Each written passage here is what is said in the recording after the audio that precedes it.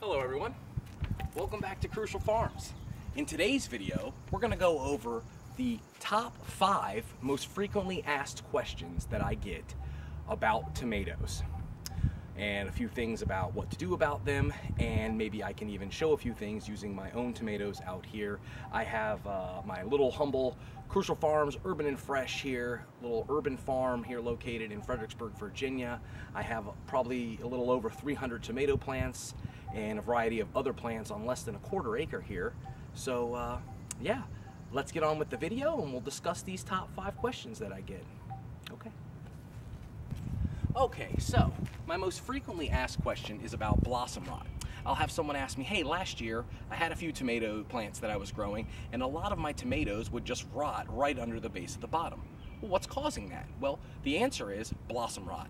And that is when the blossom of the tomato plant, that's the little flower that you see, stays connected on the bottom of the plant, of the tomato itself. Normally they drop off naturally. Now, what I do to take care of that in the farm is most of the time I just let it happen naturally. You know, they fall off, we got, we're open here, so we got some wind. It'll usually shake the plants enough to get them to drop their flowers off of the fruit. Now, for ones that don't, I will walk around and physically, if I notice it, just flick it off with my finger. So let me go ahead and show you what it looks like to do that. Okay, so let's go right down here to this big beef tomato plant where I have some tomatoes. And if we look up under here, we will see right here, there is a tiny remnant of a blossom.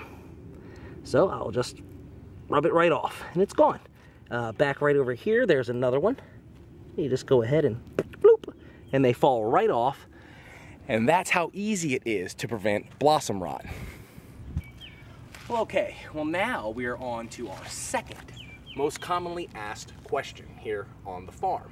And that is, what pests eat the plants and what problems do you have? Well, here in Virginia we have aphids, we have caterpillars, we have many pests. Luckily here in the farm we're not having too many this year. Knock on a wooden stake over here. But what we've done just as a precaution is we went ahead and we've already released 1,500 ladybugs into the farm. They love to eat the aphids. They also chase off at least 3 or 4 other harmful insects to your farm. Also, praying mantises are great, also addition, and there are many others. So I suggest if you have any pests to please look into the safe for the environment ones first. So if that's introducing other pests that eat them or that will take care of other bugs for you, that's what I would suggest first.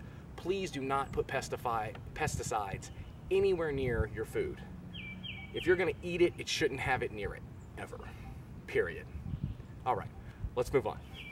Now, another very commonly asked question that I get is yellowing of leaves on the tomato plants. Now, yellowing of leaves, like the lower leaves, if you can see these down here, this is natural. This is as the plant is growing upward and you're removing your suckers. You can see what, as it's growing upward, the energy from the bottom is being used up. So if you're having yellowing leaves in the top or other things like this, this could be a problem with nitrogen in your soil and you'll need to add some type of remedy. Probably just good compost would really give you what you need. We've done that here, so our yellowing is very slight and is at the bottom of the plant. So like this. All right, let's move on to number 4. Now, another very frequently asked question is, how much should I water my tomato plants? Well, I'll tell you, you should water them on average 2 inches per week of water if they're in-ground plants. So I do that by, I'm going to get a moisture meter eventually, but I check mine by coming around, and if there's weeds, that's a good way to pull up and get some dirt down below and be able to look at the soil and feel it. Well, does it stick together? Well, that's a good sign of moisture, and you can know that the ground is, is moist. If your ground is very dry, you'll usually be able to tell because the plants will tell you themselves. Okay, let's move on to the last and final frequently asked question. Okay, well, our last and final question of the day is, hey, my plants just are not producing fruit. Well, in my case, they are producing fruit, but if your plants are not producing fruit, most likely the biggest reason is either A, you just don't have very good pollination, which could be a lack of bees. If you've had colder temperatures, like say below 50 degrees Fahrenheit, this would keep the bees away. They wouldn't be coming around as much. Then you might need to go into some self-pollination. So I suggest looking into that if your plants are not producing fruit. Luckily here at Crucial Farms, we have a myriad of different species of bees and other pollinating insects that fly from plant to plant. And just, they've really pollinated. My sun gold tomatoes here, for instance, are about, I don't know, I'd say about 3.5 feet tall right now. And we've got tomatoes here, a second level tomatoes, a third layer of tomatoes, level of tomatoes coming, and the fourth layer is already up here. So, if you like this video, please give me a thumbs up, subscribe if you want to see more, and if you have any questions that I might be able to answer, please leave them in the comments below. If I can't answer it, I'll let you know that I can't, and hopefully someone out there that also watches my videos can help answer your question as well.